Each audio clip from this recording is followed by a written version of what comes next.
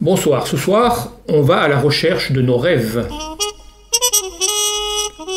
Ou du moins ceux de Camille Dutilleul, la personnage de La disparition des rêves, de Marianne Rotig. Paru récemment à la NRF de Gallimard.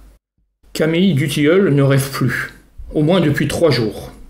Angoissée, elle va porter plainte au commissariat de son quartier pour disparition inquiétante. Le flic rédige la main courante, mais n'est guère décidé à faire quoi que ce soit. Ceci dit, on peut le comprendre.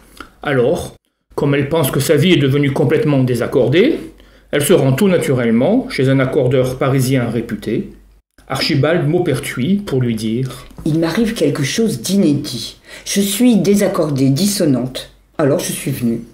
Ce n'est pas très ancien, seulement 2 jours, 3 peut-être, mais cela me semble long. Je n'arrive plus à grand-chose. » Et là, Archibald lui apprend qu'elle n'est pas la seule à ne plus rêver.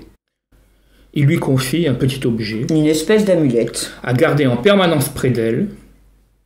D'autre part, Camille, dont le métier d'être journaliste, apprend par sa rédaction qu'une équipe de recherche travaille sur les rêves. C'est le GRINA. Alors c'est le groupe de recherche interdisciplinaire nocturne et aquatique. Étrange, non ? Ce groupe étudie l'influence de l'eau sur les songes. Alors elle met ses plantes, le chat et les valises dans sa Volvo et va mener sa propre enquête tout en promettant un reportage complet à son journal. Elle ira jusqu'à enlever le sujet des expérimentations du GRINA, un jeune et beau poète napolitain qui, depuis peu, ne rêve plus non plus. Ces investigations l'amèneront du phare d'Eckmühl jusqu'aux rives du Boxford, dans un étrange road movie avec comme fond musical la musique des Stooges que Camille écoute à fond la caisse dans ses périples en voiture. Alors ce roman, comme on l'a dit au début, est paru en collection blanche, mais c'est bel et bien un polar, car il y a une enquête, même si elle a l'air bien peu conventionnelle.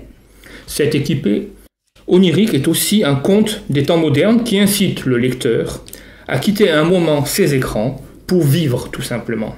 Car ce roman, c'est aussi une éloge de la lenteur. D'ailleurs, l'un des protagonistes, un verre de whisky pur malt à la main, s'interroge. Peut-on rêver sur des charbons ardents ? Une phrase qui, comme tout le roman d'ailleurs, aurait bien convenu au satrape du collège de pataphysique, Monsieur Queneau en tête. Cette disparition des rêves pourrait être aussi un hommage à Baudelaire.